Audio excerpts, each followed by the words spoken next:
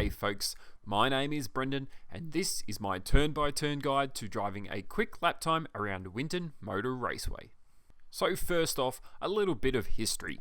Winton Motor Raceway is located near the town of Benalla in northeastern Victoria, approximately 200 kilometres north of Melbourne, Australia. It opened the gates for its first race on the 26th of November 1961 with a 2-kilometre layout which has now become known as the Club Circuit or Short Circuit, and the main circuit was extended to 3 kilometres in length in 1997.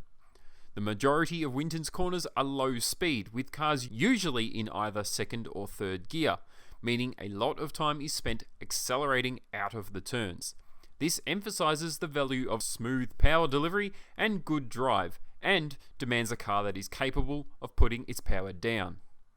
The circuit has one of the lowest top speeds of most tracks here in Australia, and depending on the car, it's not uncommon to never see top gear around the lap.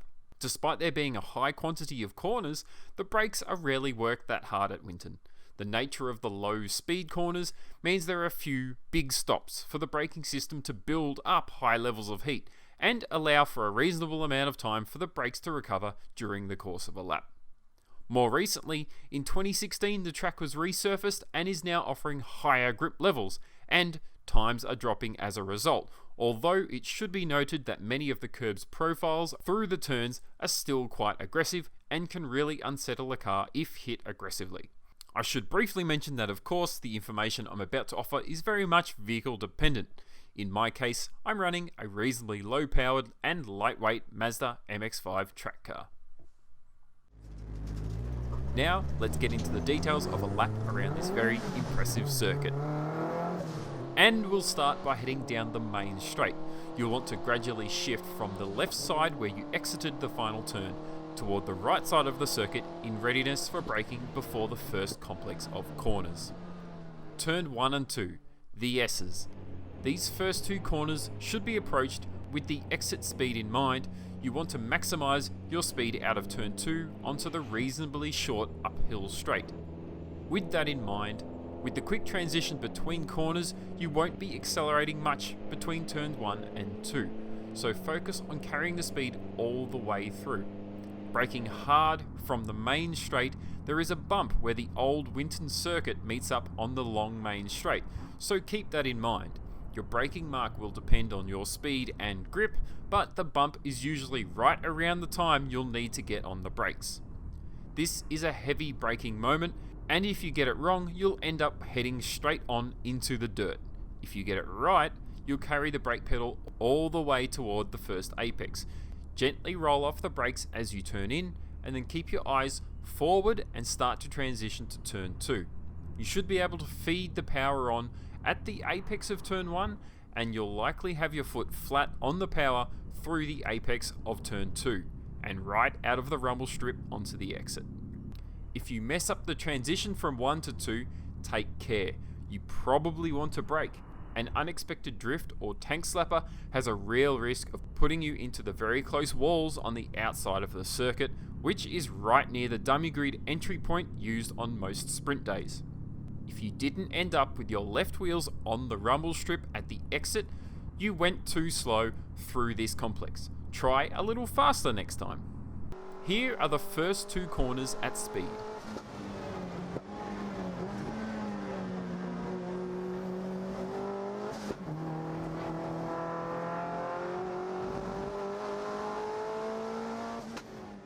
Turn 3. Hold your line to the left of track all the way up the hill and prepare to brake for turn 3. It's a tricky off-camber drop with a risky exit and a rather aggressive curbing. It's particularly tricky because if you carry too much speed and you put a wheel off at the exit, the ground drops away very quickly and the curbs can do some damage to the underside of the car. Brake in a straight line and as always carry a little brake up to the exit. The apex is not visible until late into the turn-in, and it's very easy to miss the inside apex, so it can take many laps to find the right turn-in point. Once you have sight of the exit, get on the power quickly and ride out to the exit where you can briefly kiss the ripple strip as you prepare for turn 4. Let's watch turn 3 at full speed.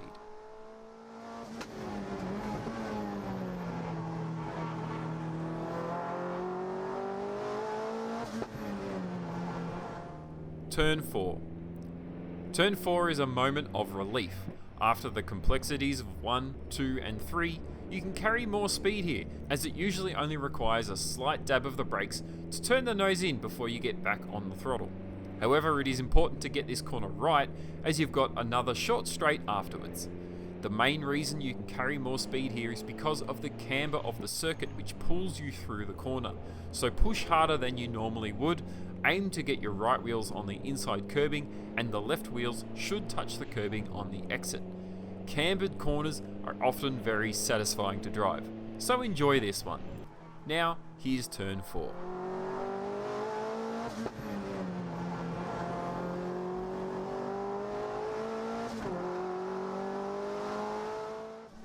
Turn 5, the sweeper.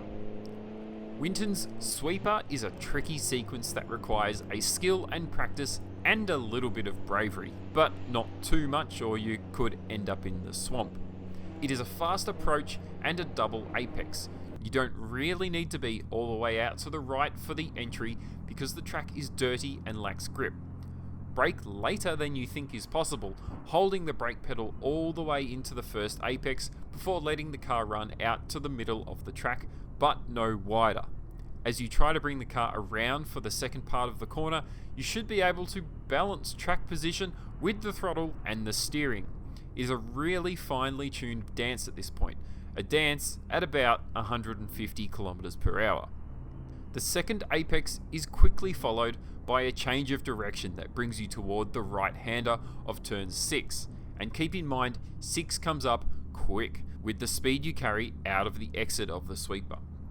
The curb at the second apex can be aggressive and at that speed can unsettle the car, so be mindful not to get too greedy.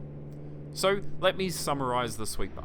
Approach from the mid to right of the track, brake quite late, hold it into the apex. Hold your line and let the car naturally move to mid-track before beginning to bring the car towards the second apex. Just touch the apex and look towards turn 6 and power out of the sweeper through turn 6. Turn 6. Turn 6 is a high-speed kink straight out of the sweeper. Be sure to line up your second apex of the sweeper with this kink and drive it straight through flat or mostly flat depending on your car, as the exit of 6 leads straight onto the braking zone for the corner complex known in Winton's pit lane as the Tits. But let's watch both the sweeper and turn 6 at full tilt.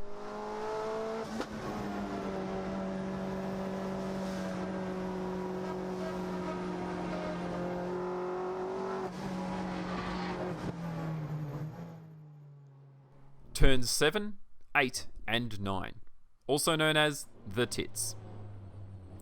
The slow back section of Winton, turns 7, 8 and 9, commonly referred to as the Tits, are a collection of 3 long switchback corners that all flow onto one another. Get one wrong and you'll usually end up compromising the whole section, so the entry into the first right-hander is critical to a quick pace through the whole complex of corners and is heavily dependent on getting a smooth exit out of 6 and from the high-speed sweeper. You're generally in the same gear for the whole sequence depending on your car. Entry to 7 is fast.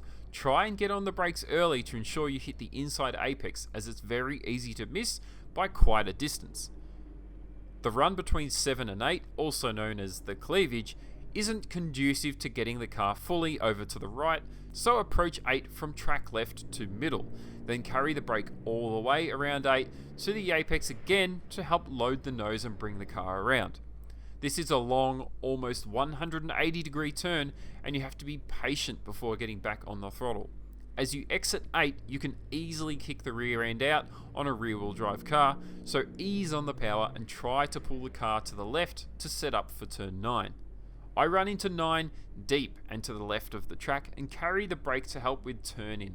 Try to make a nice straight shot out toward the inside curb and to the exit of the corner, as it is important to get good drive onto the short back straight. Here you can aggressively use the curb on the exit to pull the car straight. Just don't end up over the top of the curb or you'll end up with damage on the underside of the car. So let's recap these 3 corners. Exiting the sweeper, brake in a straight line and target the first inside apex. Trail brake for the apex of 7 and avoid running wide of the corner. Then accelerate hard, but don't bother trying to get to the right for 8. For turn 8, brake right into the corner apex, keep tight through the turn and follow the inside curb, though take care the rear doesn't come around with the power oversteer on exit. Enter into turn 9 deep and bring the car around to aim for a late apex and a straight run out of the corner so you can get onto the power early. Use all of the exit and the curb on the left of the track, abuse it and it will slingshot your car down the straight. Now let me show you corners 7, 8 and 9 at speed.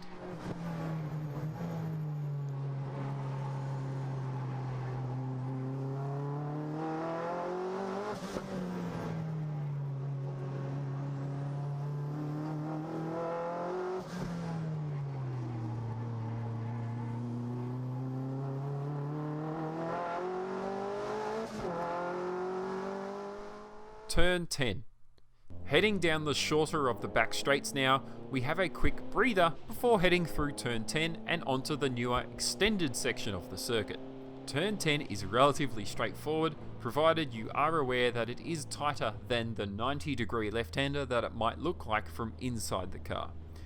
Things to keep in mind though, people do commonly miss the inside apex here, so be prepared to aim to clip that inside curb with your left wheels.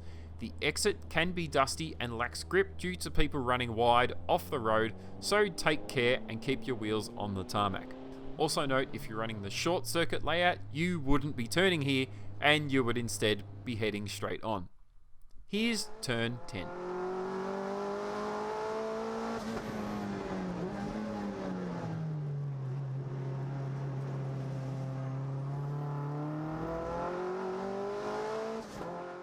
Turns 11 and 12.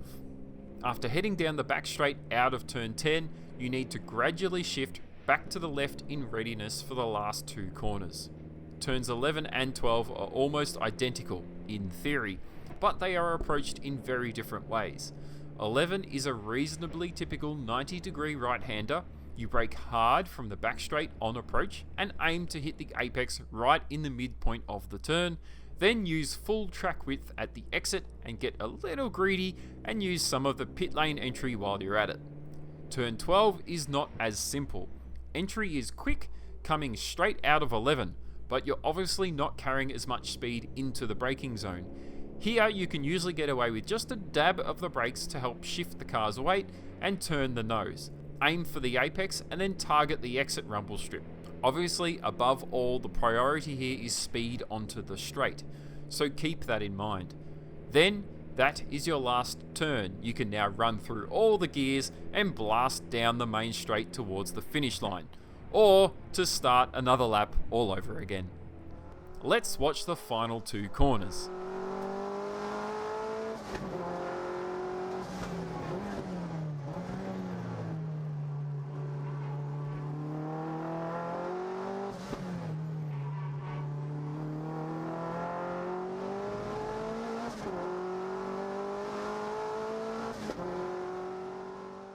Now, here is the entire lap. Firstly, I'll show you the full lap uninterrupted and without commentary. Then, I'll run the lap a second time and talk through the lines as we go.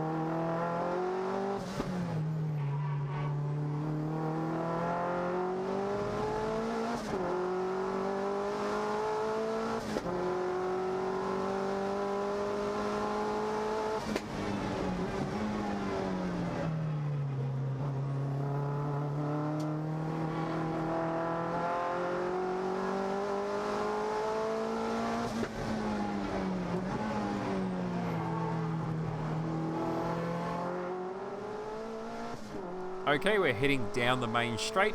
As we gradually shift to the right side of the circuit, we brake at that bump where the old circuit joins the new. We turn in through turn 1, quickly transition into turn 2, and all the way out to the exit of turn 2, heading up the short hill, readiness for turn 3. We brake, turn in, try and clip our right wheels on the inside curbing, take care not to exit too far wide, turn into the next corner. Again, we've got the camber here can pull us around the corner quite nicely.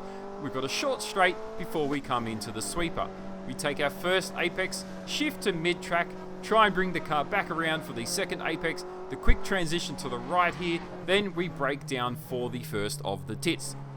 We turn in, clip our inside right wheel here, and then hold our inside left side all the way around this left-hander of turn 8. We then brake deep into turn 9 and turn for a late apex to shoot us down the little back straight. We have a nice kick up the gears here before we prepare for the 100-degree left-hander. We brake and really try to ride over the curb on the left, but take care not to run too wide on the exit where things can get dusty. Once again, we've got the second of our short back straights where we can burn up to the gears before we shift back to the left, and in readiness for the second to last corner. We carry some nice speed through here, keep to the left, clip the right curbing on this last corner, and then run wide out to the exit, following the pit wall on the left, up the main straight, and that is a lap of Winton Motor Raceway. Now, I do want to mention that often for sprint events at this track, the timing is taken from the top of the hill between turns 2 and 3, effectively changing where the start-finish line is. Well, at least from a lap timer perspective. I've been Brendan BEAVIS of BEAVIS Motorsport with my take on the ideal lap of the Winton Motor Raceway National Circuit here in Australia. I drive a Mazda MX-5 with relatively modest power, some DIY aero work, and a little bit of garage ingenuity. Now, if you're interested, I've got a guide on how to tackle the Phillip Island Grand Prix circuit, which you may also like to check out. Thank you very much for watching, and we'll see you later.